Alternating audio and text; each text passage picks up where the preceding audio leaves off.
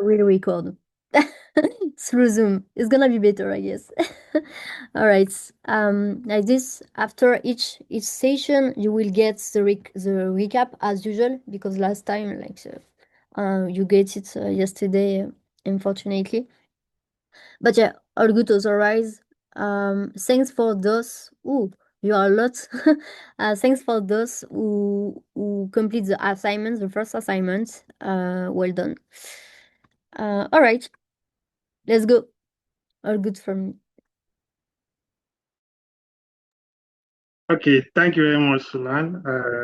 Hi guys, Jam. I'm just gonna share my screen. Okay, share. Uh, I think I should share.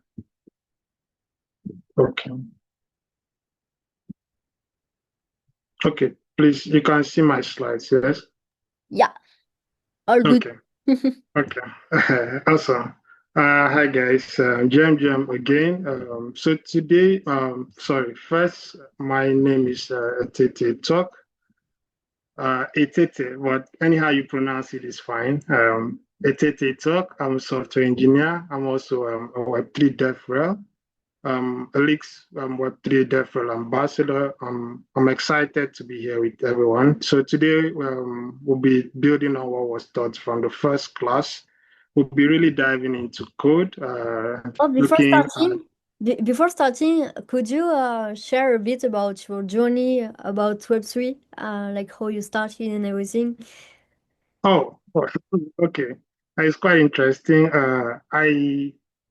I came into the Web3 space not as a developer, but initially I started off with some NFT projects like Abominables back in 2015, 2016. So I think that was the first time I really got hold of crypto. I was able to get some hits. Then it was quite difficult to buy from my region, Nigeria. And then originally I have a mechanical engineering degree, but I dive into software engineering. And then in the process, I also saw an opportunity, a boot camp like this that was organized by Ecolance. So I took that opportunity and I dive into Web3 to learn how to build Web3 applications. And I think that was in 2020. And then since then, after my boot camp, I volunteered for like a lot of projects. I was just basically trying to get my hands on not really like hackathon, but more like project. Anywhere I could see people saying they had a project, they needed a Solidity dev. I wasn't really like Oh, experienced. as a open source contributor, you mean? Not really, but like I was talking to people around me. I had like then we looked up to senior developers, and then when they were working on like a project they were not really interested in, they would just pass it down to us, and then we would just try to. So I mean, then there were not like enough learning tools like ChatGPT now, so you really had to like read books to be able to debug. So I volunteered for quite a while, and then after some time, I got hold of like certain friends around. I was getting paid gigs, but I wasn't really moving forward in the Web3 space. I mean, I was a dev, but I wasn't moving forward because I wasn't meeting with people. I was just isolated. So I started going for Web3 activities, like in-person activities. So that was like what really blew me up. I got to meet different people and different people doing different things in the space. So when I mentioned I'm like a dev, they're like, wow, we have this project. And then somehow I found myself as a CTO of Ethereum Nigeria after like 6 months of volunteering. And last year, also found myself as the program manager for Lagos Blockchain Week. We are actually doing a repeat this year. So yeah, and then of course from Ethereum Nigeria, I was able to get in touch with Leaks because at that time Leaks needed they were coming into the country and then they needed a DevRel that would take Solidity with then they were doing a borderless cipher session. So that was how I came in and here I am today. So it's great to be here. So but basically outside Leaks, I build developer communities. I build and grow developer communities actively across 7 states in Nigeria. And then I recently built one recently in December in Calabar. So my vision is to have like a pool of devs that are really building real life solutions. Yeah. Amazing. And by the way, we have a lot of people from Nigeria here, so that's pretty cool. Thank Yeah. you, Sandra. So that's okay. Please go ahead, Celine. Sorry. Sorry? No, I was saying I thought you were saying something. Sorry to cut you. We can go right now. Okay, so guys, that's been my journey, and even up to today, I still volunteer because I think volunteering exposes me to more people and more networks. So yeah, happy to meet everyone. So today we'll be diving into Solidity. Solidity is just a programming language, just like JavaScript, just like Python, C programming. It's high level, meaning that of course it has a compiler. So I don't want to get too far. We'll just break it down one by one. And then today we'll talk about what Solidity is. We'll talk about like the file layouts of Solidity. So Solidity files, you would identify one by a .sol extension, just like JavaScript has like a .js, TypeScript a .ts, Python will be .py. So Solidity has a .sol. So you could name it anything, but the extension has to be .sol. And also we look at data types, functions, and storage. So yeah, so Solidity is a high-level object-oriented programming language for Ethereum smart contracts. So I think I need to, don't know. Okay, that's better.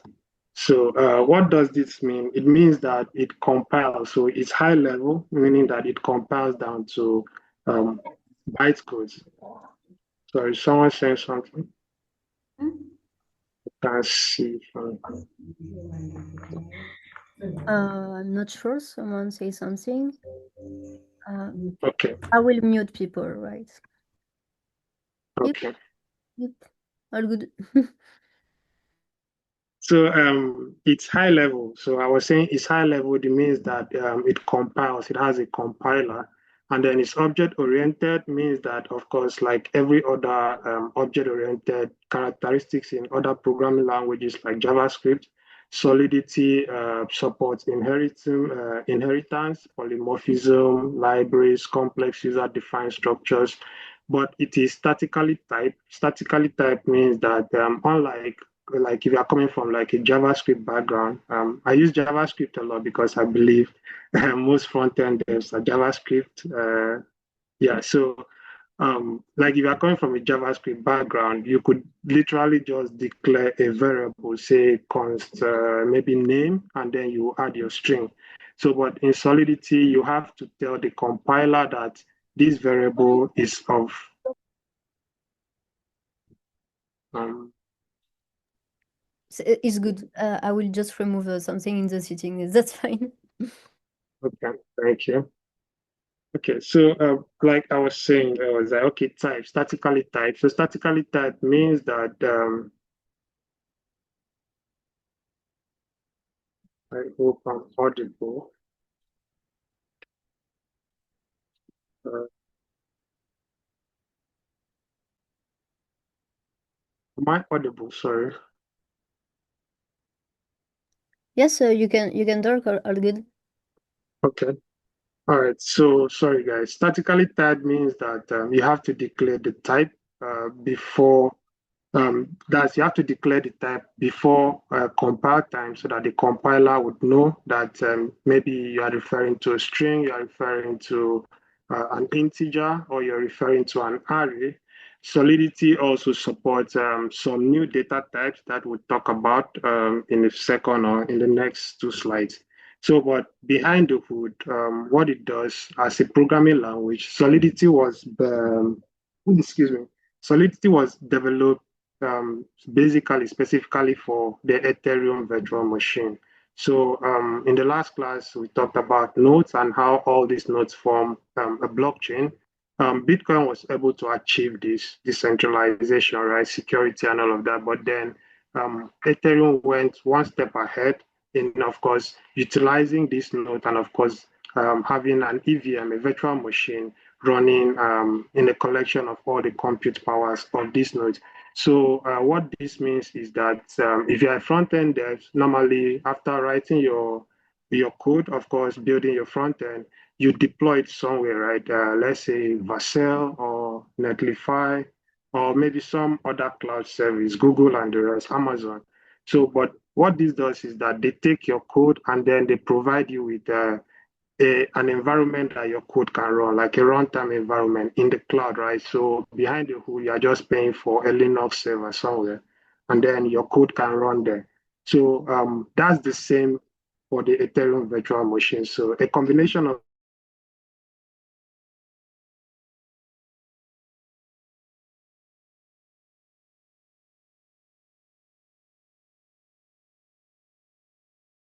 Allô, allô, allô,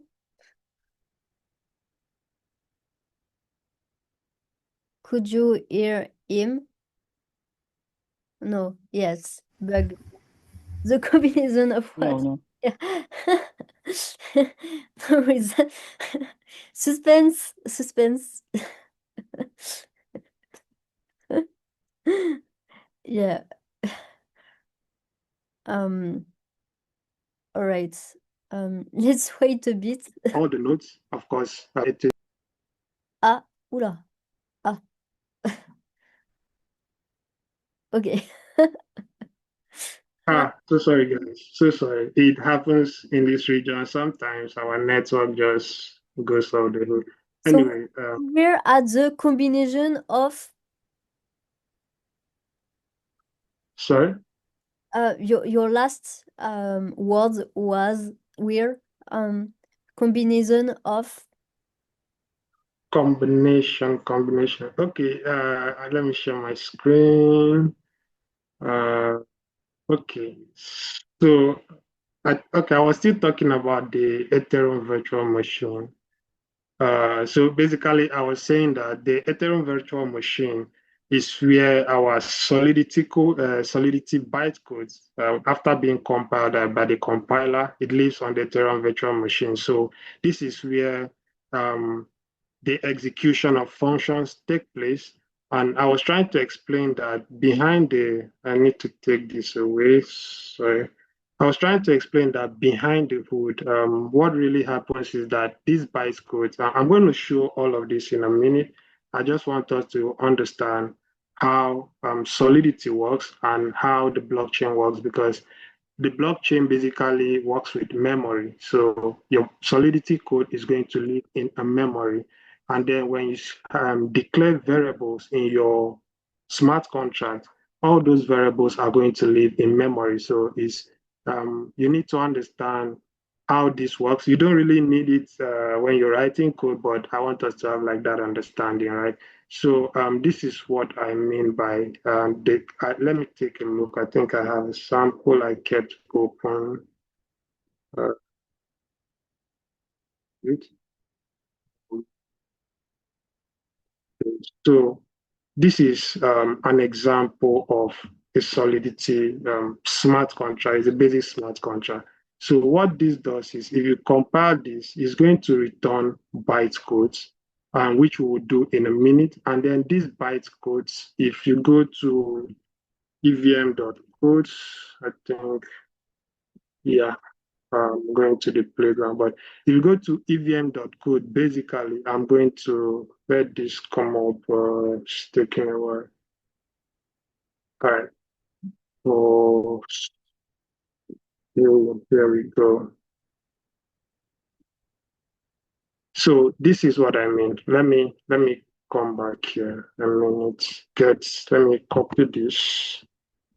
Today I'll be going in between screen, I'll be jumping screens so that we have an understanding. So this is the Solidity code, for instance, right?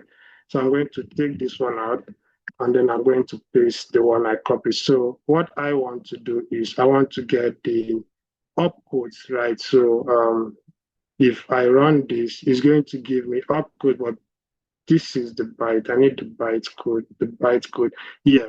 So when the compiler compiles your Solidity code, it turns to something like this, bytecodes, right? So this is what is stored on the EVM, on the Ethereum virtual machine. This is what the EVM uses to interact with your logic. So, but what this means is that every 2 bytes of this bytecode actually represents how the EVM functions. So if you see, we have 6 and 0, right? And then I need another screen to explain this. Okay, so I'm going to open another of these EVM codes without the playground. Um, okay.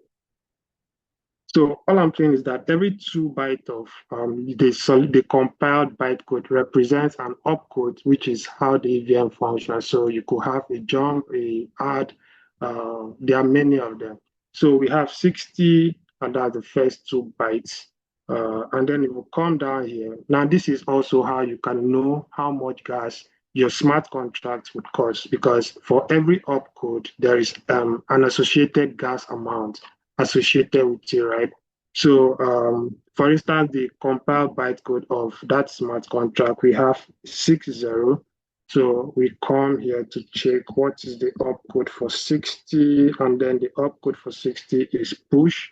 And what it does is it's going to place 1 byte item on the stack in memory of the block, right? So it's going to push one memory on the blockchain. And normally, if you have like a constructor in your smart contracts, these are some of the things that get pushed first, but that is just how it works. So you have 60, and then you can see that the minimum gas is 3. So for that computation, it's going to cost 3 gas.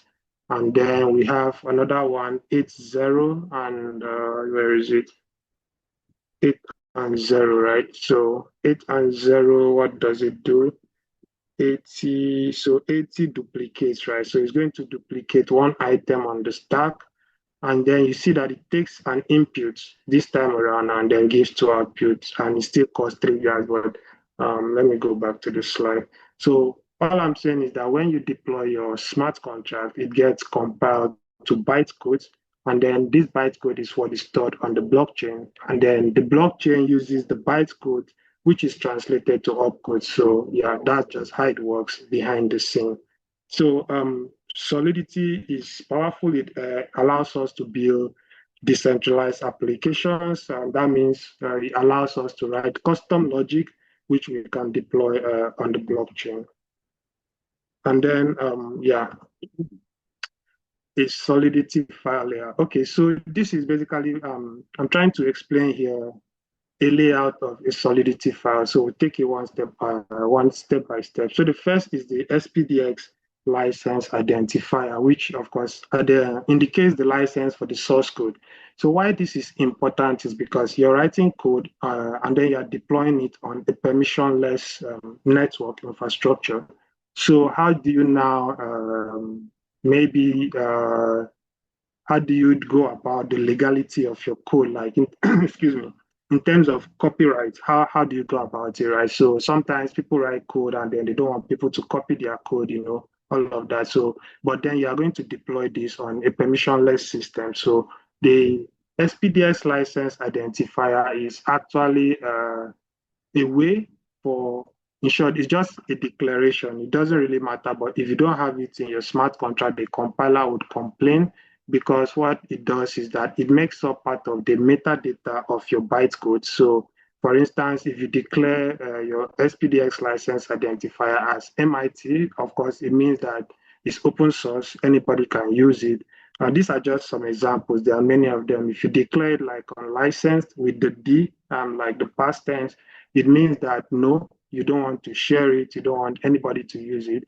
But if you take out the D, for instance, without the D, it means that anybody can use it. Now you can find all of this here in the SPDX license identifier. So I'm just going to share this link. And of course, I'm going to update. I will update the links. A lot of questions, interesting. Basically, let's interpret the bytecode every 2 bytes. Yes, exactly. So every 2 bytes represents something. So that means that if you change even the slightest logic in your code, your the bytecode will be different, right? So that's what it means. So this is the SPDS license identifier. Basically, it's a way to declare if you're letting your code to be reused by people, but mostly in the Web3 space, right? You have to like for people to trust your application, they would like you to have a verified smart contract. And then this verified smart contract, of course, you have to show people your code. So you might as well make it open source. So of course, all the dApps I've seen, they have open source smart contracts. So this is what I was saying. Some of them are not free. I was talking about MIT. So I'm going to look for MIT. There are so many of them. So this is what I'm looking for. Also here, you come here, you see, it tells you here if it is free and then if it is open source approved. So you can see that not all of them are, oh, I think I need to bring this back. What did I? Okay, so these are the ones that are free and open source approved. And MIT, this is MIT, so it falls down somewhere here. So you might see in different smart contracts, you might see different people have different license identifiers. So please always check it out before you interact with those smart contracts. So that's one of the structure. The next one is the pragma. Okay, so I wanted this to be interactive. Please, I'll be going back and forth. Feel free to call my attention at any time. So this is Remix, remix.ethereum.org. This is the link. I'm going to share this. So Remix is a playground that not really not really a playground, but it actually an IDE that allows developers to be able to write Solidity smart contracts. You can write, you can deploy your smart contract either to testnet or mainnet completely from the IDE, right? So this is the link.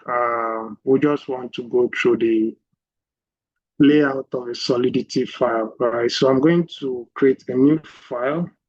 Where do I want to create it? I want to Okay, let's see. I'm going to call this class dot. Like I said, Solidity has the .sol extension, so .so. So I'm going to save this first and foremost. Yeah. All right. So the first thing I talked about in the layout is the SPDX identifier. Normally, I'll just do Pragma, this will come out. I'm a very lazy typer sometimes. Okay, so this is the SPDX, which is going to make up the metadata of the deploy smart contract that talks about is this smart contract open source? Can people use it? And then, excuse me, Pragma here, I'm using it to, of course, you can use Pragma to like enable different Solidity features, but so far, I think the most use case is just using it to tell the compiler what Solidity version that you want to use. So there are so many Solidity compiler version. Of course, they always have updates, so you can decide which one you want to use. Here is throwing an error because it's telling me it's invalid here. That because I have not. Then if you want to see the versions, right? So in the I think this is I should make this big, right? Okay, yeah, I think that's better. So remember we're talking about the layout of a Solidity file. So you first must always have the license identifier, and then you must tell the compiler the Solidity version that you want to use. And of course, you can import files, you can import libraries, these are just different ways you can import files. You can import files by importing the file name or importing everything as an alias. All of this will do the same thing but mostly I like to use the last one because basically sometimes maybe a Solidity file has two contracts and then I just need one. So I can just take the one I need. But all of these are different ways to import files into your smart contract. And then, of course, we can write comments, double slash for a single line comment, and then this for a multi-line comment. And then the contract definition, basically, this is the contract object we talked about when we said that Solidity is object oriented. So let's take a look at all of this one by one. We've seen the identifier.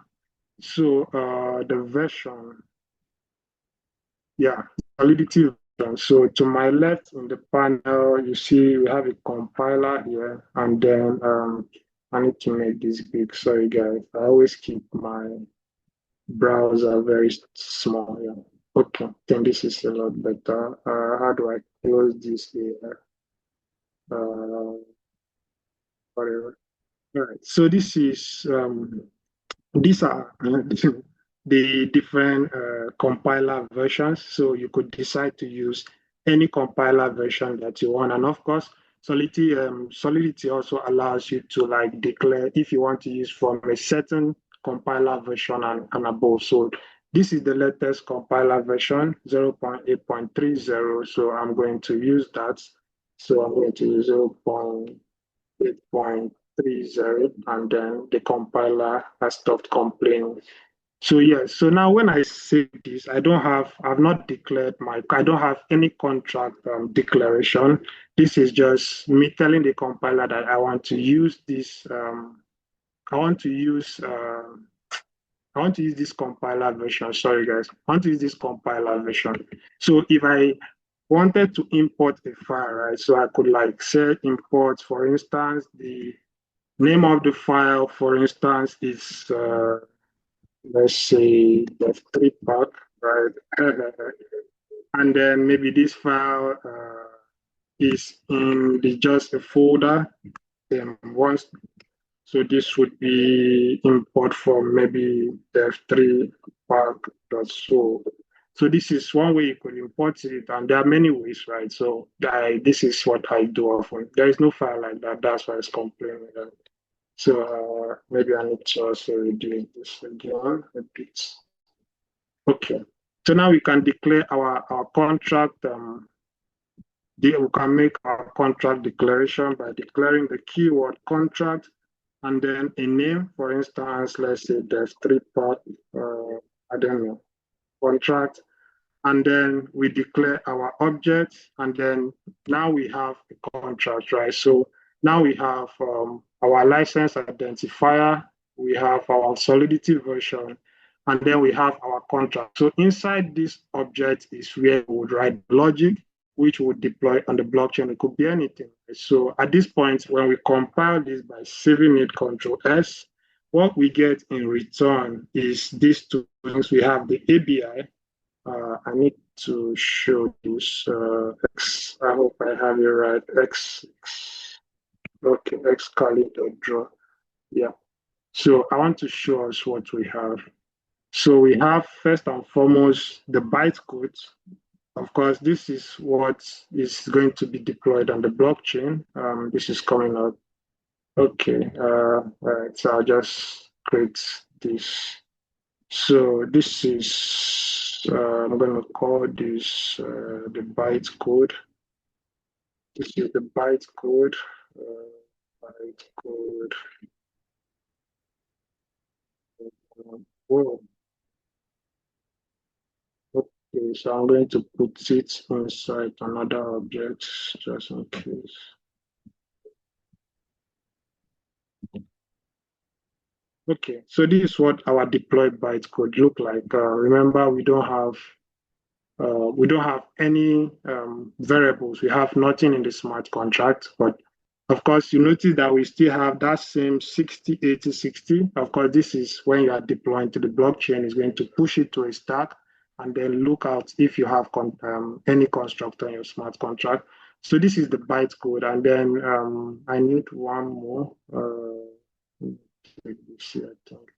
So this is the bytecode. And then we also have what we call the ABI. So the ABI is just like for front end devs, we are familiar with APIs. So APIs, we interact with APIs to communicate with the server or a backend, right? So think of the ABI that so when you deploy when you compile your smart contract, it's going to give you the ABI. It's going to return an object every time you compile it. This object is going to contain the but compile bytecode, which is the bytecode that is going to be deployed on the blockchain, and the application binary interface. Now, the application binary interface is a way that allows your deployed smart contract, which is the bytecode. The ABI allows you to use that interface to be able to communicate with this deployed smart contract, meaning that everything that is on the ABI is actually the same thing on the bytecode, right? So the ABI is what you would connect to your front end. When you deploy your bytecode on the on the EVM, it's going to return an address, right? It's going to return the address of that deployed smart contract. The address here is a memory location on the blockchain, right? So when it returns this address to you with your API, that is how you are able to interact with the deployed bytecode on the blockchain. So you get the address from the blockchain and you have your API. So you use your API, connect it to the address on the blockchain of any chain at all, and then you are able to interact with that deployed smart contract on the blockchain. Of course, we'll take a look at all of these during the course of this bootcamp, but that's just how it was behind the scene. And yeah, so where was I? So we have our contract definition here. So we'll move ahead. This is just a simple layout of what we're talking about, the license identifier, a way to tell the compiler what version we're using, how to import, comment, and how to define functions. So we are going to now look into variables. I don't know if there's any questions so far, Celine. Let me check. No, all good. Okay, thank you. All right. Okay. All right. So moving forward, we're talking about variables, right? So now we have our contract definitions. We don't have anything in it. So now it's very important that before we talk about variables, we need to understand memory, right? Like I was saying, we need to understand memory in blockchain, just like your um, normal JavaScript. For instance, your JavaScript code, right? So if you define a variable within a block, so you know that that variable is local to that block. Anything in curly bracket, right, is a block. So if you define a variable in that block, it's local to that block. So for instance, if you were, for instance, you are looping through something, maybe you have maybe an array and then you are looping through it. Whatsoever variable you declare within that loop is local to that loop, right? So it's the same on the blockchain. And it's very important that all your variables, you must declare the memory that you want it to be. So any variable that is declared outside a function in your Solidity smart contract, any variable declared outside a function is referred to as a state variable. So what this means is that this variable is going to be stored on the blockchain, right? So if that particular variable is going to persist, is going to remain on the blockchain. So now any variable also that you declare within a function that is not stored on the blockchain. Of course, if it's a string, especially you have to like explicitly tell the compiler what memory you want it to be. So if it's storage, storage declare refers to the state variables, which are the ones that persist on the blockchain. So they get stored on the blockchain.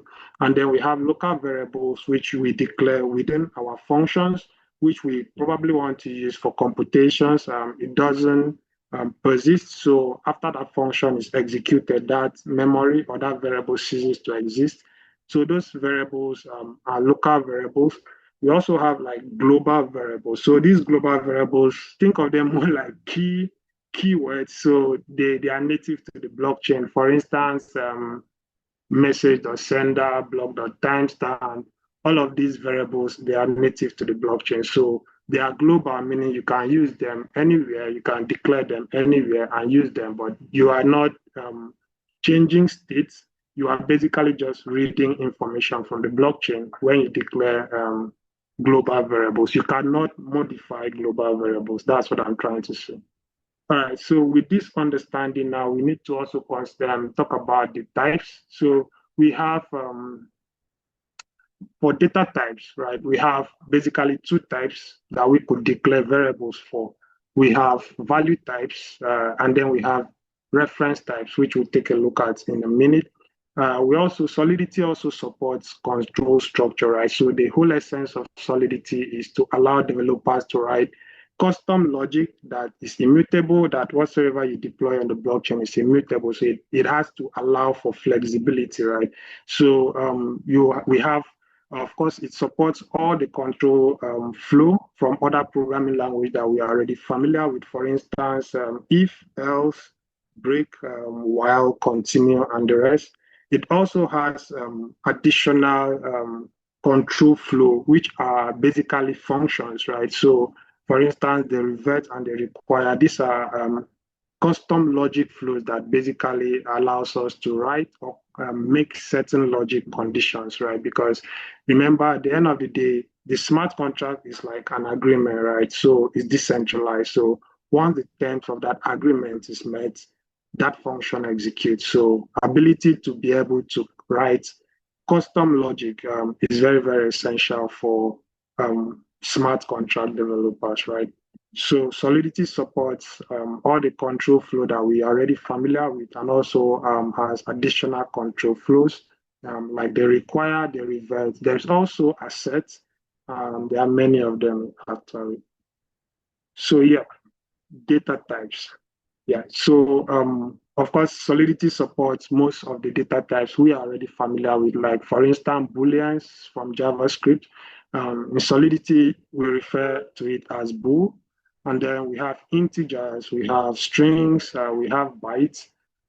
So the difference between byte and string is that mostly when you declare a variable as bytes, the compiler is going to translate that to byte, or automatically is going to, yeah, transform that to bytes. So for instance, if you declare a byte, or let's say something like a name, for instance, Joe, right? And then you declare it as a string. So if you do that and deploy it on the blockchain, when you are reading from that variable, you'll get that particular string back. But if you declare it as bytes and then you read it from the blockchain, you are going to get the byte version, not the string. So you now need to decode it. So why this is so is that sometimes not everything you want to deploy on the blockchain that you want to make visible, so you can actually use byte. And of course, it saves gas, so it's much cheaper than than string. I mean, yeah. So of course, we also have an address type. So this address type basically is a memory slot on the blockchain. So when you declare a variable as an address type, automatically the compiler knows that you are referring to a memory slot on the blockchain. And then there are two address types. There is the normal address type, which is, of course, the 20-byte Ethereum address. And then, of course, there is the address type that we declare with payable. So why you declare that with payable, which we'll see in a minute, is that um, for instance, your smart contract is going to send, let's say, it's going to send its ethers to another address, maybe a smart contract address, maybe an externally owned address. You wouldn't know, right? So, but if you don't declare an address in your function as payable, the compiler would not include the transfer and send function, which automatically allows you to like send it or any other token to that address. Doesn't mean that if it doesn't have that, it's not going to go through. It only means that if an address is not declared as payable, then you need to use a low level call to be able to send it or yeah to that address. But if you declare it as payable, you definitely can use the atomic, I say atomic, the automated send and transfer that comes with, of course, Solidity 0.822 and above, I think. So we'll take a look at all of this. So those are some of the value types. Of course, there's also the reference type. And earlier we talked about memory. So like I said, there's storage, there's memory, and then there's core data. But storage refers to the state variables, the one that persists on the blockchain. And then memory is when you declare a variable. These are more like modifiers, right? So when you declare a variable and then you are passing the memory modifier to it, or yeah, basically what it does is that it's telling the compiler that this storage is not going to persist. So probably you want to use it to hold a value, or you want to use it to run some computations, but it doesn't persist, it doesn't cause gas. And then, of course, but then if you're declaring a storage or a variable as storage, it's going to cause gas if you're trying to probably modify the state or maybe update the state. But when you declare a variable as call data, right? So call data mostly when you, for instance, you're passing in data or a parameter to your smart contract or function, right? So sometimes this data, you don't want it to change. That means you want it to be like a constant data or an immutable data. For instance, if you have a payroll, if you pay people using the blockchain, and then you have a list of addresses that maybe at a certain time the smart contract is going to pay all those addresses. So you probably want to use call data to pass that list of addresses to that function that pays it, because the compiler would already understand at compile time, before compiling it to bytecode, that when you call this function, what happens is that throughout the execution of that function, that data is not going to change. Nobody can change it, right? So you use call data to persist that data. And of course, it doesn't live on the blockchain, but it's very useful. You can also use it to pass like function selectors. Um, that's a little, but let's skip that. But you can also use it to like pass function selectors, because in Solidity, you can literally like pass a function as a parameter into like another function. It's very possible. So we also have arrays. So we are familiar with arrays. It holds certain sizes of different, not different, of the same data type. So you are able to store multiple data types within an array, not multiple items of the same data type within an array, right? So in Solidity, your array could either be fixed or dynamic.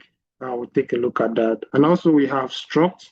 So struct allows us to like create our own custom data type. So think of struct as maybe dictionary in Python or an object in JavaScript. So you could have like a person object with struct where you have different data types inside of it, right? So it allows you to hold different data types inside one data type, right? Inside a custom data type.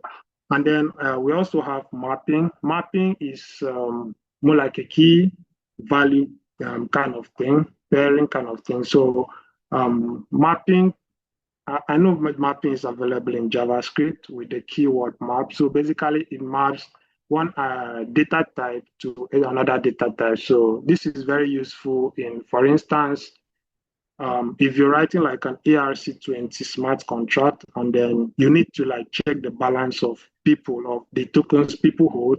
So one way to do it is you could have an array, right? And then you have everybody address.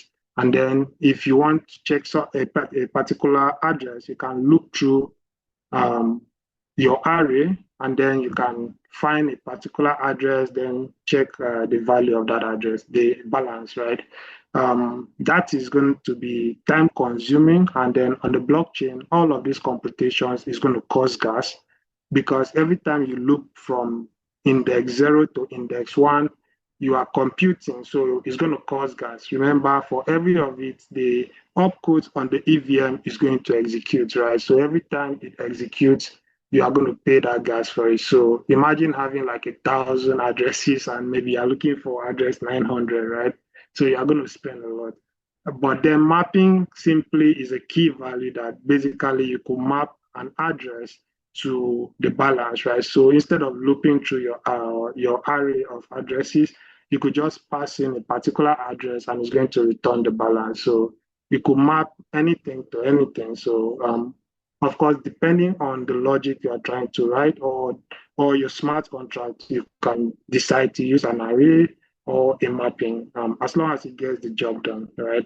But then you need to think about efficiency and how it's going to be less expensive for people to use the application.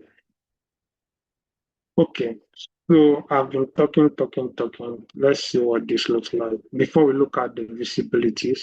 So now here, I'm going to talk about where is, all right, okay. Okay, so we talked about the integers, right? These are value types. So talk about value types. These are integers, strings. Okay, I'll just come down. So first, let's talk about the memory thing. Right? I don't know why this AI keeps popping up. I don't even know how to cut it off. Uh, or switched. Anyway. All right, so we're talking about value types, and I mentioned integers, right? So in Solidity, we declare integers using the keyword integers plus int to tell the compiler like int. So if you see you have different integers of different sizes, basically the sizes here refers to how much zeros do you want this integer to hold, right? So if you are going to pass in a small number that may not exist, 16 byte or 32 bytes, no, 16, right? So you could actually declare maybe int 8 or the rest, but if you don't declare anything, it defaults to in 256, which is the maximum space for the number of zeros that that byte can carry, right? So basically integers are either positive or negative, right? So you could declare an integer here. This is what it means, is statically typed. So we have integer and then we give it a variable name, say h, right? So we could initialize it, say 29 or so, 20, right? Or we could just leave it at that, whichever way it works. But then there is no visibility, which is what I'm going to talk about next, right? So visibility and mutability, basically. So visibility first. So visibility in Solidity is a way to like modify a part. You could modify either a variable or a function. So visibility is how do you want this variable to be seen. Remember, the blockchain is, but although behind the wood, everything is seen, but this is how do you want people to interact with it? Like, for instance, do you want everybody to be able to call certain functions? Do you want everybody to be able to see certain state variables, right? So all of this you could modify with the visibility. So the visibility could either be public, private, internal, or external. So being public is, of course, is like open source. Everybody can use it. Then, of course, remember Solidity supports inheritance, right? So means that if, which we'll look at, I think, in the next class. But then inheritance basically means that you could have another smart contract that could inherit the functions of maybe smart contract A and B, and then contract B could basically inherit the functions and state variables of function A, right? Only if the visibility is allowed. So this is where it is being checked. So if the visibility is public, excuse me, it means that everybody can actually access this function or this state variable, right? Even the derived contract, everybody, even functions within the same smart contract can access that state variable or that function. So, but then when it is private, what it means is that, okay, anybody outside of the function, anything outside of, not the function, anything outside of the smart contract cannot access either the state variable or this function when it is private, right? And then, of course, it also means that when it's private, it means that if you have like a contract that is inheriting, like a contract B that is inheriting from this contract A, this function would not be visible to the contract because it's private. It's only visible in contract A and no other place, and only by members of contract A, right? So, but when it's internal, it means that it's the same thing like a private, but the difference is that once when a function or a state variable is declared as internal, it means that it's only allowed within that smart contract and any smart contract that derives from it. So contract A has an internal function or an internal variable, it means that contract B can also inherit it. But if you declare it as private, it's only available in contract A. And then external visibility here means that the smart or the function or the state variable is only accessible outside the smart contract. That means that any function within that smart contract cannot call that variable, right? And then this is what I mean. So going back to our integer here, so we have a public, like I said earlier, we have public, we could still have another one, this is an integer, so okay. So, like I said, integers could be positive or negative, meaning that we could do something like equals to -3 or -4, and then we could compile it, and then we will not have an error because it's an integer that we declared. But then remember that the blockchain doesn't deal with negative numbers, right? Blockchain would not accept negative numbers. So that is why all integers, except maybe in libraries or in special cases, all integers are always unsigned integers. So unsigned integers here means that the integer or the number must always be positive. And you can see immediately I declared it as an unsigned integer, the compiler is throwing an error. I wish I could really take this off. Let's see. It's not gonna go. Okay. So the compiler is throwing an error here. And of course, if we take out the negative sign, everything goes well. So now we have declared our variable, we have the visibility of public. So it means that within this smart contract context and outside this smart contract, any other person can see this, right? And then behind the hood, once you declare any state variable, now this is a state variable, and then we have something like function, let's say tests or something, right? Uh, let's give it a public visibility also. It's not going to return anything. So if we had something like this, right? So let's say function, and inside this function, we'd have something like unsigned integer, let's say 256. And then we're going to declare it as what do I call it? Okay, integer count or something. Right, so let's say this equals to 2, for instance. All right, so we are having an error that this could, yeah, I was going to come to this anyway. Yes. So it's saying that we should, it's an unused local variable. Yes, we know. Okay, so basically, let me take this out so that it doesn't, I'm coming to that in a minute. So inside here, this variable is a local variable. So this is the local variable, meaning that after the execution of this test function, this variable ceases to exist. It will not persist, and then it will not be stored on the blockchain. But then this variable is actually a state variable, meaning that when we deploy our smart contract, it is going to persist, meaning that on the smart contract bytecodes, when we interact with it, we will be able to access this particular variable because it is a state variable. That's just what it means, state and local. And then the global variable, we are reading directly from the blockchain. So we have an integer which we have declared as public. We will have a string. So we declare the string with the string keyword, same thing, but now I'm going to keep it private so that I'll check everything out. So this would be a name. Let's give it a name, say dev3 pack. Okay. All right. I hate these autocomplete features. Okay. All right, so we have a name, and then this variable is declared as private. So what this means is that it's only going to be available in this smart contract. And then if you go outside the smart contract, you'll not be able to access it. What this means also is that behind the hood, when you declare your variable as public, the Solidity compiler automatically creates a get function for this variable. So you could actually see this variable. For instance, if I should compile this and you see it compiled successfully, and let me try to deploy this.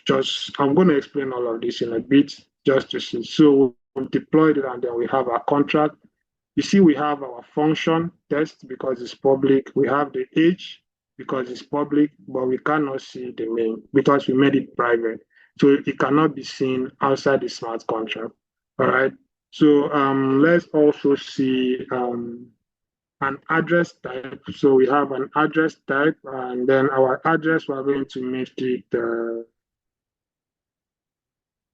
okay, think public, private.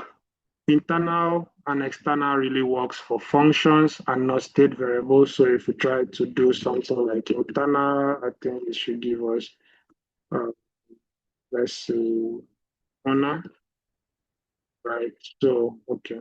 So that still works. So that means we can inherit this internal in the next contract. So, but basically, most of the times, your state variables is going to be either public or private, depending on the logic that you want.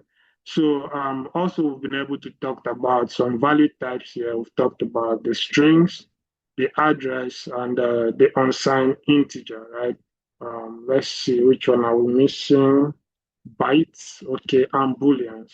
All right. Byte and booleans.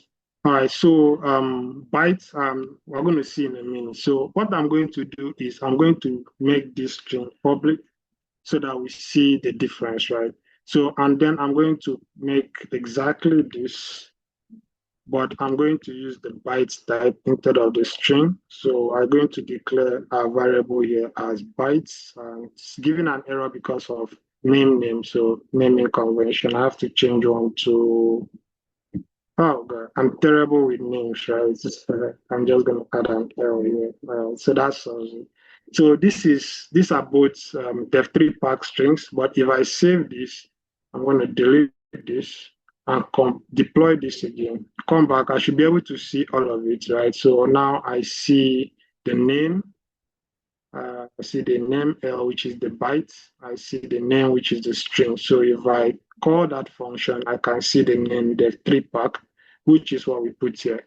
But if I call bytes, I'm not going to see the name def3 pack. I'm going to get the raw bytes that translate to the string def3 pack. So this saves gas. And also, if you want to write logic that maybe everyone can see it, but nobody really understands what's going on, you would definitely want to use bytes, right? So most smart contracts we do now, we use bytes for strings because we don't want this information.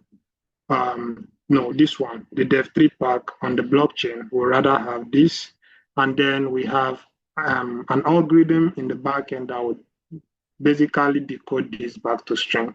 That's anyway, we'll get there. So that's the difference with string. And then we have booleans, right? So we have booleans, which is declared with bool. So one thing we need to know is that by default, booleans are by default false. So you definitely need to declare it as true at some point. They're very, very helpful in terms of reentrancy attacks and so many things which we'll get to see soon. So I'm just going to make this also public because of time. I'm going to take this AI feature, but I'm not going to declare it. Okay, so we have our name and then we have our bytes. Let's say this byte, let's change this to, uh, let's say, what or something. Okay, and then this would be like, okay, let's leave it at that. Okay, so we have our boolean, and then the booleans could either be by default they are false, right? And then you could set it to true, and then use it to write custom conditions, right? So this is all about state variables. One thing you also need to know, a bit advanced, but there's what we call variable packing, meaning that you see, this unsigned int is taking 256 slots in memory. That means it's taking the whole width of that particular memory slot.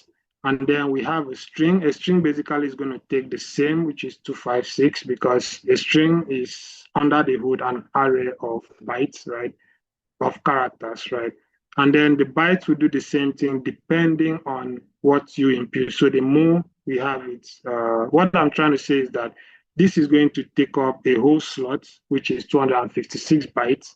The string also is going to take up a whole slot, which is 266 bytes, but the bytes might not necessarily take up a whole slot.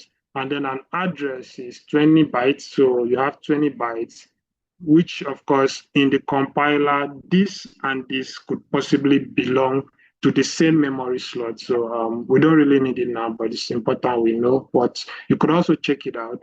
memory packing in Solidity, right? So we've talked about the state variables, which is this. We also talked about, okay, the reference types. Okay. So the reference types are basically similar to the value types, but the only difference is that you just declare it as an array. So how you declare an array in Solidity is by having the brackets, just same way we did here. We could say a string, for instance, if we wanted an array of strings, we could declare it like this, and then we'll give it a visibility, say private this time. And then this string, what do we want to store here? Let's say we want to store address. No, let's say we want to store names, for instance. So let's say student names. Don't know, I'm just making this up. Anyway, the student names part. Anyway, so you could declare an array this way. So the same goes for every other value type. If you needed to have an array from a value type, for instance, the address also, you could have like address, and then you declare it as an array. Let's give it a public visibility. Probably this would be student addresses, right? So, yeah. So that is how you declare an array. And of course, arrays in Solidity are indexed, meaning that if you want to retrieve your information, you can either you can either get it anyway. We'll get there one step at a time, but you get it by indexing, just like the way you get it from indexing in every other programming language. And then another reference type is mappings. So, like I said, mappings is basically a key value per thing. So we have mappings by declaring the keyword mappings, and then we are going to have a mapping of I want to map a student. Okay, let's say we have a mapping of the students' names or addresses. We want to map an address, and then we want to map it to um, a custom structure, right? So let's do this instead. Let's have a struct so that we have a student structure for the example. So structs also, like I said, allows us to write like custom data types. So you declare a struct with the struct keyword, you give it a name. So let's give it, let's say student, and then we can have our,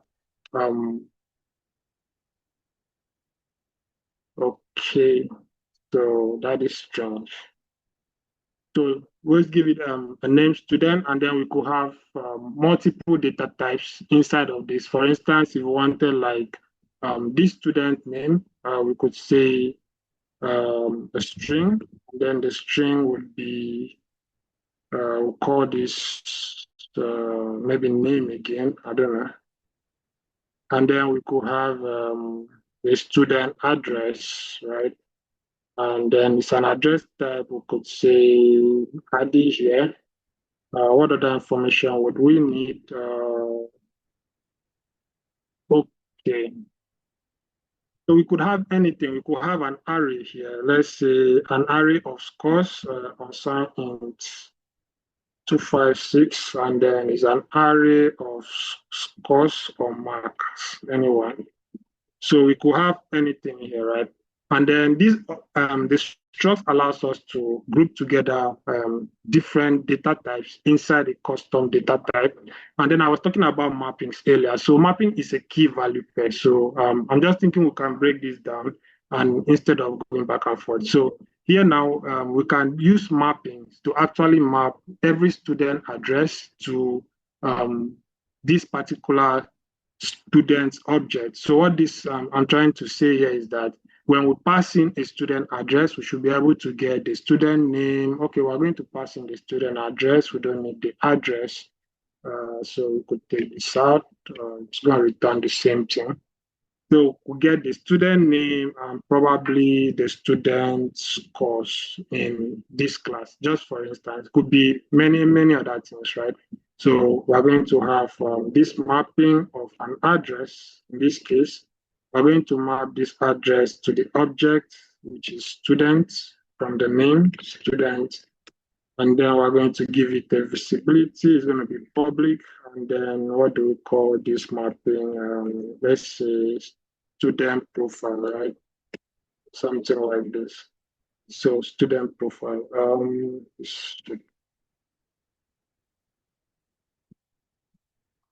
Uh, yeah, still visible.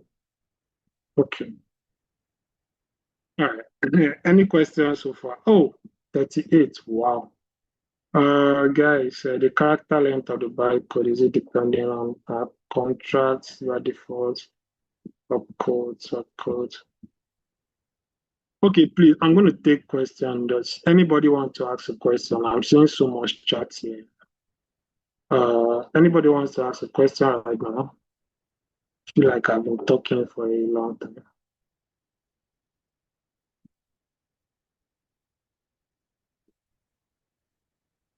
Uh, okay, Boiler, please go ahead. Please go ahead. I see your hand up, Boiler. Please go ahead. Ask a question. Okay, good evening, Beulah, by the way. Oh, Yes, Boiler. Sorry. Beulah. Hi, sorry. Beulah. Sorry. Yes. So the other time I wanted to ask the array that you wrote, does it also take up the whole space like the 256 gig that you mentioned, like the byte Abby? Is it 256 gigabyte or what's the Byte. space? Bytes. Byte. 256. Okay, byte. So the array now, does it also take up the whole space like string or something? Yes, if you do not, now arrays could be fixed. So if you do not declare it, that means it's going to take up, by default, it's going to take up the 256 byte space. So, and of course, you could have a fixed array by having something like here, this string. So if we say we needed only maybe 5 items on this array. So it's going to be 4 index. Remember, it counts from 0. So here we could have something like an array of, let's say, Joe, got pick random names. It's going to be 5 items basically. Joe, Co. I'm just going to copy this. I'm a lazy typer. Okay. So this is going to be 4 and then 5. Let's say KI. So 1, 2, 3, 4. All right. So now you see it's complaining because we already declared that's going to have 4 fixed items, but we're having 5 here, right?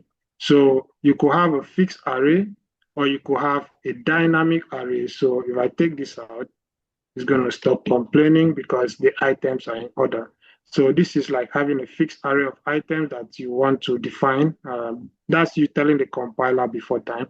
But if I do not do this, so automatically the compiler would understand this as 256 bytes. So it means it's going to take as much items as it can in this array. So now because why most times you see me leave it at default, except maybe I need to define a custom logic, is that when users are interacting with a smart contract, you have no idea what they want to do and what kind of information they want to pass. So you have to make space or make sure that at least they have enough space to hold whatsoever variable they pass there. I Okay. hope that answered your Yeah. question. One more. So you were explaining the other time, you were explaining bytecode. Then also you showed us how those bytecode counts are converted to gas. So I was asking, how do you get to optimize it in the sense that you manage the gas that okay, do I have to start counting the bytes or something to, or how do I get to like get an efficient gas fee basically in my code? Okay, so basically, I think that's why I went through that route first. So you understand how gas is being calculated. So how you can do that is by making sure that you write an efficient code. You control your flow statements very well.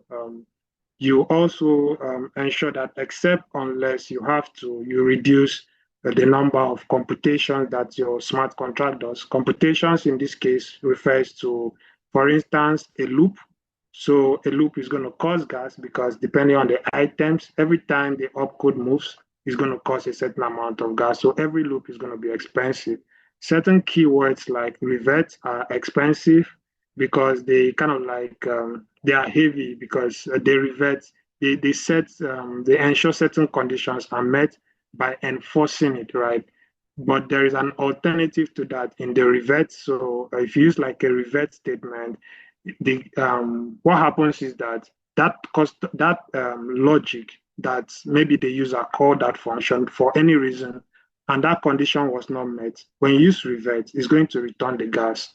But if you use require, the gas is gone, but the function itself would revert. I hope that answered your question also. Hi, Julia. Please go ahead. Hi, thank you so much, first of all. It was really, really insightful. Yeah, definitely. Yeah, just I'm trying to understand over here, like the relation between the function, like the function components, like the visibility one, for example, and the variable types. Can you just like to make it easier to understand my question? Can you maybe think of any combinations between like the variable types and the visibility component that cannot coexist? For example, what I'm referring, like, can it be like can we imagine um, a local variable like stored inside the function, but being, for example, external? Hmm. Yeah. Okay, so you could like a struct inside a function. You could actually do that. But remember, the structs are reference types. So when you do that, you are referencing and probably an object you created, and then you could collect that information locally in the function and update your state variable, which exists on the blockchain, right? I don't know if you get my point. So you could initialize that struct. Yeah. This is what I mean. So we have this struct of students here. So if Mhm. I wanted to call this student, if I wanted to use this, so I would say maybe this test is going to take, I'm going to do this, sorry, 1 minute. I'm going to do this. I'm a very lazy typer, guys, sorry. Okay, so this struct is going to take two parameters, right? It's going to take the name and the scores. So the name is complaining here because I talked about storage. So at this point, the compiler does not know where to store this variable, right? So where it's getting it from. So I could declare it a storage here, meaning that I'm going to be reading it from the blockchain, or I'm going to declare it as memory, telling this is memory, sorry, memory, telling the compiler that, okay, I'm going to be the one to pass in this data, right? I'm not reading it from the blockchain. If I declare this as storage, I'm reading it from the blockchain. Now, if I wanted a variable that's, I'm going to come to the struct, sorry, I'm just trying to explain this. If I wanted like a variable when I talked about call data, so this name, I could come here and probably change the name, right? I could do something like name, uh, name equals, let's say, maybe the name was John. So I could come here and change it to something else, right? And this would still work behind the scene, right? So the saying I need to, it's a visibility thing. I'm coming there. So, but this would still work. But if I pass in core data here, I would not be able to do this. So if I pass in the core data memory, I won't be able to do this because it's going to tell me I cannot modify it, right? It's a core data, meaning that it's constant. So like I was explaining where you passing in addresses of people you want to pay, and you don't want anyone or any third party within that function to be able to change it. It's going to Modified. go through, yeah. So that was that. Then I'm going to change this back to memory in a bit. So for the struct here, I could come here and declare. Now, I know this struct lives on the blockchain. So I could come here to initialize this struct by passing in the student.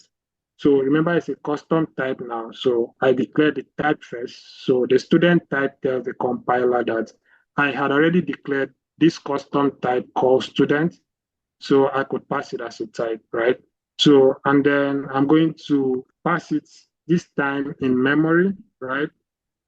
I could give it any variable name now, say S for students, and then I could just say initialize it by passing in what I want.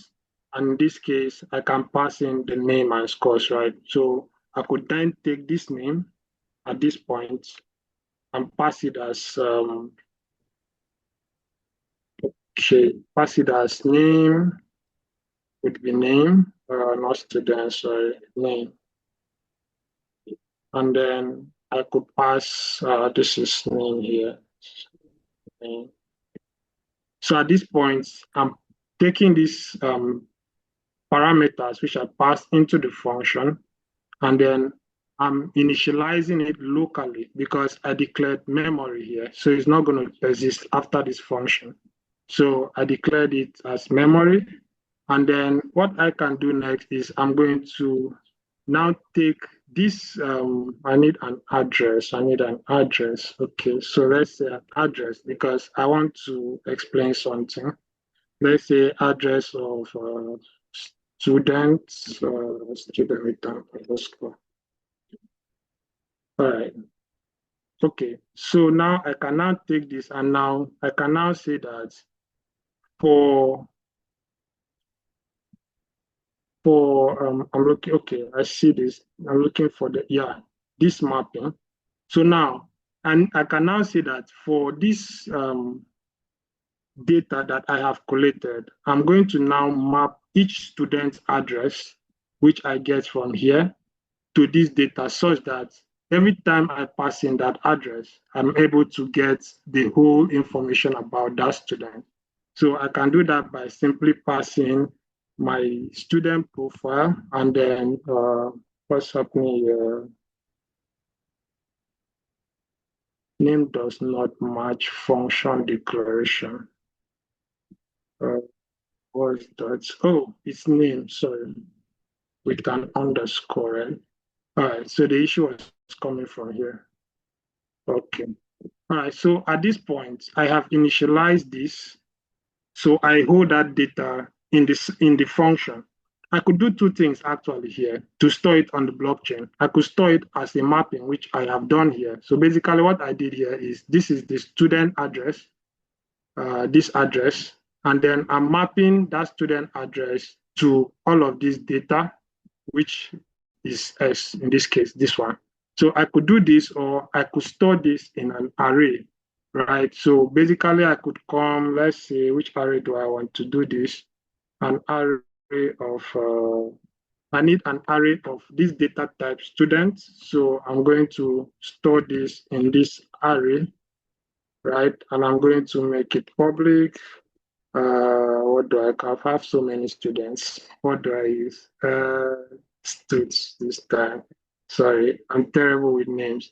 So what I can now do here, I have an array of the student type. So this would store this data on the blockchain, but this would also store the data on the blockchain by using the array method, which is okay. So I already have an address here, which is nice. Okay, so I want to store this here. So I could say what's the name starts. So I could say starts dots. So it gives me the array properties of most other array methods we know, like JavaScript or Python. So we could get the length, we could pop, that is take out the last item on the array, or we could push, just push an item or push value. In this case, we're pushing value. So we're going to push the value of S here being this student object, right? So we're going to push the value of S and then that should work. And then just to spice things, we have a bool that says if the person is deaf back. So it's negative at this point. So we can say once this is done, we can say is deaf back would now be true for this user, right? So we can change this to something like maybe onboarding or something, right? So we have the address, we have some scores, and then we can now set this as true. Just kind of like how you use multiple items because like value types and the rest. And if we should compile this just to check it out. So this compiled, and then we'll try to deploy it. I'm going to delete this. So to deploy this, let me explain for those that are not familiar with Remix. So Remix gives us this interface, and it gives us like a playground with all these test hits. So you could select as many accounts as you want just to test things out. They don't have real value. It's just for dev purposes. And then you could select the contract you want, of course, after compiling it, and then you could deploy it. So for now, we don't have a constructor. So if we had a constructor, it would come out there. So I'm going to deploy this now, and then this is the deployed smart contract we have now. So all the state variables that we had declared here with public visibility would be available here because behind the hood, Solidity automatically creates the getter function that makes these variables visible outside the contract. So if you see, we declared the address of owner as internal, and we would not find it here because it's not available. So this our struct, for instance, the test. So now we have this. Okay, so this would just be maybe something like we've deployed it, but I wanted to name it maybe add student score or something. So this is it down here, test. This is test. So let's try it. We have the stored array here. So this is the stored array. So now arrays, just like every other array, we search items by index, right? By indexing. So you pass in the index here. For now, we don't have anything. So if I should pass in maybe index 0, it would not even go. Why is this? We'll talk about this later. Is because we did not handle this condition. It's a smart contract, meaning that any condition you do not handle might be potentially risky, might crash a project or something. So you have to always have a condition where if none of these conditions are met, maybe a certain thing should happen. We'll talk about that in the next class. So, but for now, that's what we have. So let's just go ahead to add data to it first. Let's say student address. I'm just going to copy this smart contract address randomly. And then I'm going to use Yulia as the name. And then she has a 100% score. So we're going to add that. So it's being transacted here on the blockchain. So it will come back to our stored array to look for the first item because we know it is the first item, right? So there's no other item on that array. So if we call this, we should be able to get this information from the blockchain, right? So we have that. Remember, there are two ways. I also talked about the mapping. What's the name? Student profile. So if we come to, oh, I should have added something here. Okay, anyway, okay. So if I come to the mapping, the student profile mapping, this is the student profile. And then I do the same thing. Remember in the stored array, I know that the item is in the first index, so I could easily search for it by searching in the 0. But what if there are thousands of items? So that means I need to look through all of this to find a particular index. And it's going to cost gas for every computation. So it's expensive. So back to what Bula was asking about optimizing for gas. So you wouldn't want to store your data this way in an array for this kind of data because you know that if you want to read from it, it's going to cost, if you want to compute, not read, because reading doesn't cost gas, but let's say you want to modify or look for it, cost gas for that computation. So what you can do instead is you can get, I think it's this address, is the same address, and from the mapping, the student profile mapping, where is it? This is it. So if I pass in just the address, it's going to return the same information without me having to look through it. So a mapping is a way of optimizing gas where you could easily search for input instead of using the array. So if you had like, if you registered students for like a cohort, you'd want to store that in a mapping so that when you're searching for each student, you could just pass in that address and get all the information instead of looping through the array to identify the address, then to now start reading the information. All of that is going to cause that, but it depends on the logic you're trying to achieve. So sometimes arrays are much more useful than mappings in certain scenarios. So it depends on what you're trying to do. It's just the ability to do all of it. And then using different data structures would allow you to save gas, not just for you that owns the project, but also for people that use your project. Sorry, just a quick question. Is this where you can use also the immutable and constant keywords inside the mapping function, or it's anywhere? Okay, so I didn't mention that. So yeah, so the constant Since you spoke about gas optimization, yeah, I remembered like these two is keywords. good you mentioned it.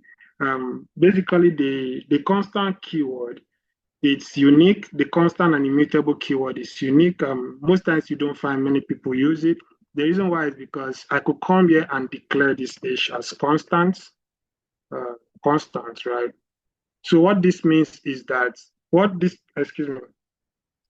tells the compiler is that throughout up till compilation time, this constant is only sorry, up to compilation time. When you declare a variable as constant, the solidity you cannot change it. Basically, you can in a way, but you can change it if I did not do this. So if I do this, it's going to, of course, say this constant has to be initialized. But if I do this, maybe 3 or 23, and then just before compilation, there is a way I could actually maybe swap this number just before compile time. Using your is a lower level of solidity. And then what basically constant does is that throughout the execution of this smart contract, this variable is going to stay the same, right, up to compilation time. But immutable means that throughout that, during compilation, it's all going to be the same. So once you declare it as immutable, and sure, if you declare it as immutable, I think it's not going to give you a blue, it's going to give you a black, yeah. So this means that this is like sealed. It's not during compilation, after compilation, you cannot change that value, right? Even on the blockchain, you cannot change that value. So it depends on the logic, right? So yeah. But I don't find many people use it except in some rare cases. In some rare cases. I mean, if, for instance, you were having like, but you need to make it upgradable. But I'm just saying, for instance, if you're passing like an admin role and stuff, you would probably want to have an immutable data or an immutable variable for the role, right? So stuff like that. Okay, thank you. Thank you so much. You're welcome. I think I'll just continue where we at. So the parameters, return values, and modifiers. Okay. So I think since we're already here, I'm just going to use the current, what we have currently. I need to expand this. So I'm going to use what we have currently, maybe make it a bit nicer. Let's see. We're going to keep the name. Let's make the owner public, make the age maybe public also. Okay, oh, two publics. Okay, so I'm just going to take out maybe a couple of things we would not use. Let me take this out. Okay, so keep the struct. We have a function. Let's change this to like, let's say add students function. So we know this function is going to add students course, right? So let's maybe add students course. And then what we can do here is we're talking about return values. We talked about parameters. So Solidity functions can also return values. So remember, it's statically typed. So when you want to return a value, you have to also tell the compiler that you want to return a value from this function. So let's say, for instance, we wanted to return some form of Boolean here. So we can come here and then we can add using the returns keyword to tell the compiler that you want to return something. and then you define the type of the variable you want to return. In this case, let's see, what do we return is def path true. So when we add a student, let's just return maybe true or false. So we can return bool. We can return boolean here. So it's giving the warning because we do not have a return statement yet. So what we can do here is we can just come here and return is def pack, and that will solve that problem. Def pack, not packs. So basically, if we successfully add a student, it should be able to return true or false, right? So we can return other things. You could return, for instance, you could also read from the blockchain anyway. So you could return anything. When you read from the blockchain, you could return the data also. But what else are we talking about? The return values and the modifiers. Okay, I'm going to take this out. Okay, so modifiers. Modifiers in Solidity basically is also a way to custom, to control flow. For instance, this is what I mean. So we have this function add students. Probably if we wanted to do like a get student function, anyway, it's the same thing with this. So a get student function basically want to get a student. So we have to do a function get student and then probably pass in the address using our mapping. It will be easier. So address of the student and then the public for okay visibility. So this is a public function. We can also have a private function, right? You can have a private function. You could have, it's just the same visibility as the variable. But in this case, remember, I also talked about the internal function, and I also talked about the private and the internal. So internal here means that it can only be called by a function. So let me just do this. It's not going to return anything. So if we deploy this, we're not going to see this gets. Let me delete this. When we deploy this, we're not going to see that gets function uh, because it is internal, right? So we are not going to see it here because we declared it as internal. So the only way we can use a function like this is within the function or in a derived function. In this case, we can use it like, let's say, get this dot gets, I think, gets which address students. So get students. So we can use it here. Visible, it's visible within the smart contract itself in our code, but once deployed, it's not visible because we declared the visibility as internal. So it's only available within the smart contract and the derived contract. And then if we declare it as private, it means that it's going to be available within this smart contract, but it's not going to be available in the derived smart contract. And if we change the visibility to external. So external means that you now see it's complaining here because external means that you can only use this function outside the smart contract. No function within the smart contract can use it. So that's why it says complaining here, right? So I think that's that about that visibility for functions also. So this, I'm just going to make this public. It's the same thing and is going to return, what are we returning? We're returning a string and an assigned integer, so it's going to return string. And we have to be specific when we're working with strings, so we have to tell it, returning it in memory, and then the unsigned int 256. Yep. So what we can do here is we can return the array was the array student profile. Let me just get this. You can return the student profile at that address, and then that would while we're returning string and this, so this would be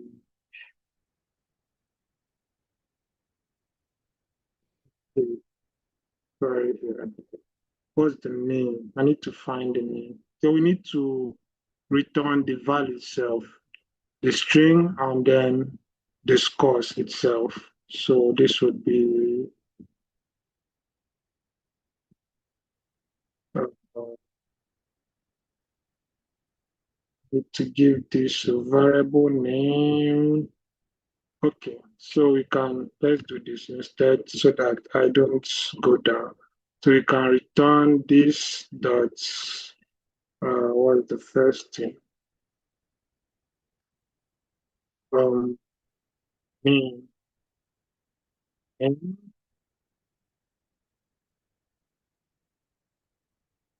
then, oh, the student of, yep, uh, there we go. Anyways, I'm not gonna waste time on that. The modifiers return values. Okay, I was talking about modifiers. Yeah, I was beginning to think. So we have the art student, and then we should be able to read the students effectively. Okay, so there's one other data type I did not mention, sorry, quickly, a value type. They are enums. So we declare enums the same way. So we have an enum that is public, and then we can give it some, let's say, oh, I need to give it a name. Let's say status, for instance, something like this. So the status could be ongoing, it has to be a string. Ongoing, or it could be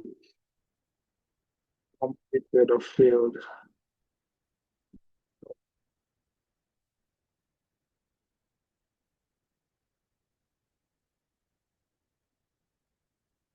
Public. Okay.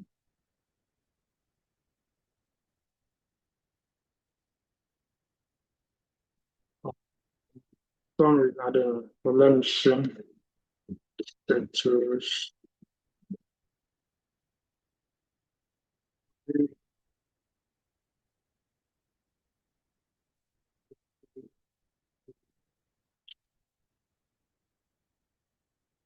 Status dot ongoing. So why are we having this issue? I'm not seeing. Okay. Anyway, so I'm going to solve this. Let's see. Expected identifier, but got string literal identifier. Let's see. Status.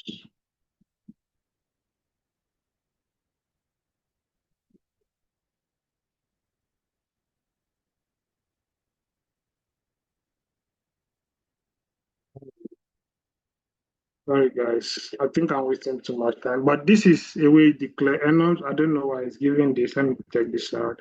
So enums is also a data type which expecting an identifier. Where is the identifier I'm missing? Let me see. Oh, this is okay. All right. So I think because of time, I'm trying to beat time here, guys. All right. So before we go ahead, let's talk about special functions. So special functions, just like the control functions of require and revert.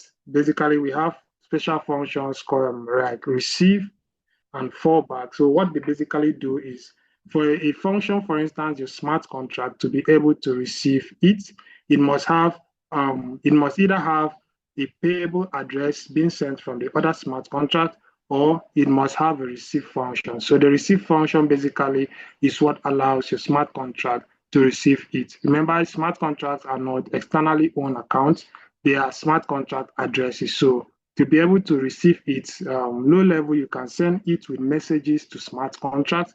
But then for your smart contract to be able to receive it, you must have the receive function. It takes no parameters. Basically, what it means is that you must have, it doesn't have a function name, but you must just declare a receive like this external payable. And then with this, your smart contract will be able to receive ethers. If not, it will not be able to receive ethers. Now, this is good, and this is also bad. It's good because it can receive ethers. It's bad because once your smart contract is able to receive it, programmers now can send it with data to your smart contract. And of course, this data can be executed. So one way to also do that is to have like a fallback function. So a fallback function executes when, for instance, a bad actor calls, but normally you can pass logic here in your fallback functions. You can basically pass logic there, meaning that if somebody tries to maybe call certain functions in your smart contract that does not exist, your smart contract or your fallback function would be executed. This happens, for instance, when a bad actor probably is trying to interact with your smart contract and maybe trying to, I don't know, do a denial of service by, I don't know, changing or trying to put your smart contract in a state of loop. So if you have like a fallback function, basically what happens there is that once the attacker calls a function name that does not exist in your smart contract, your fallback function gets executed. And then once this is executed, depending on the logic of your fallback function, certain things would happen. But once another thing you need to know is that when somebody sends it to your smart contract with some data in it, or maybe some function selector or whatsoever, once the smart contract receives that your the function that person called is going to pause until, if the person has a fallback function, that fallback function is going to execute before the next line of code happens. What I mean here is that, for instance, if this was something to do with maybe somebody tried to change or did something, or probably at this point somebody is trying to change this information. So the person probably is going to send some amount of it with a function to this smart contract. Let's say we did not have a fallback function. So once it gets to this point, and then probably the person is targeting this point, once the person sends it to that function, until the fallback function in that person's smart contract is executed, the other functions, let's say the person is in this line of code, and then triggers his fallback function, which is sent with it. So your own execution is going to pause at this stage until whatsoever the attacker puts in the data that the person sent with the it, until that data is executed before the next line of code would execute. So it's risky, but it's very, very good to also research this, especially if you're building fintech solutions. You should be wary of some certain things and also guide against reentrancy at all times. We'll talk about reentrancy in the next class. So let me see, what have I not talked about? Okay, storage. I think we've talked about storage, state variables, arrays, mapping, structs. And okay, that's pretty much it. So I'm going to come back and ask, let me check if there are any questions. Any questions? Any questions? Anybody's hand up? Any questions? Sorry, guys, it's getting dark here. I see myself disappearing and appearing.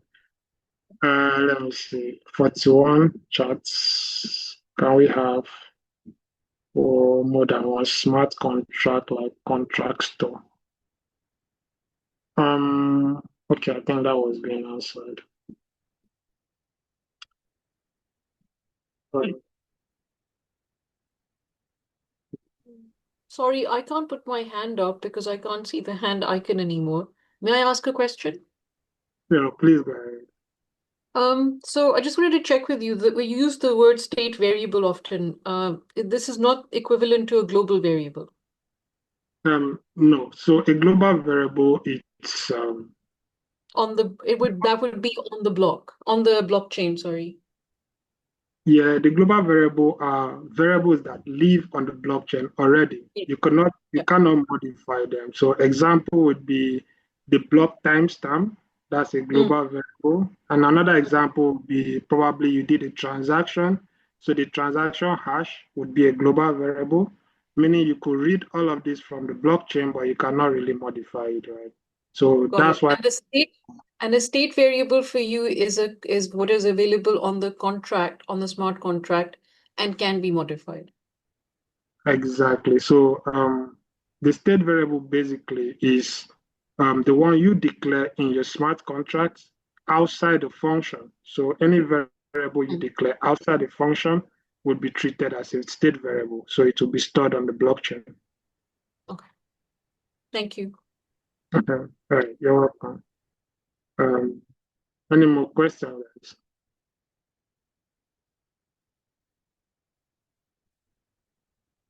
Okay, so just a bit about the next class. We are going to go a bit deeper. Maybe some of these things may be quite new to some people.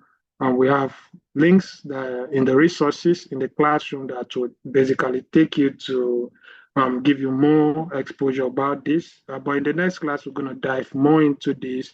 Probably write look at a certain tool like Foundry because this is an IDE. I mean, the remix is good for writing smart contract, but when you really want to go into production, you want to use like a tool that allows you to test your smart contracts, before deploying it on the blockchain.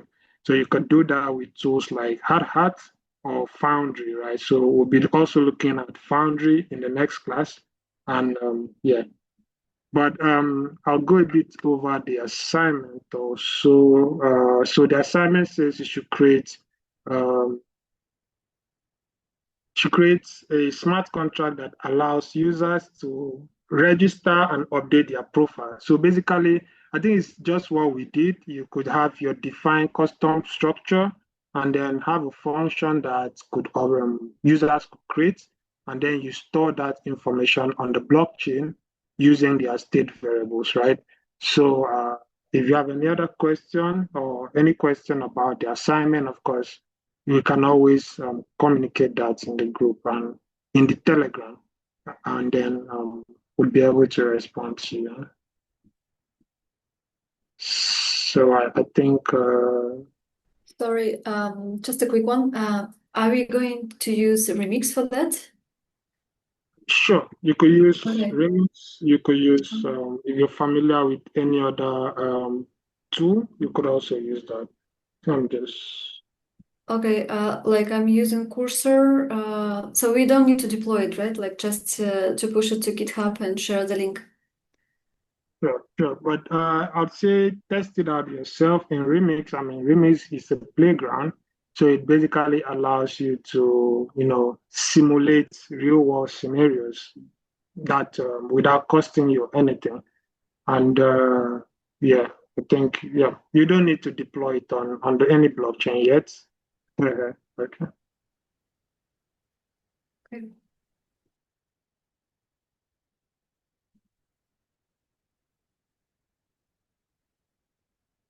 Okay, so I think that's for me. Hello, Celine.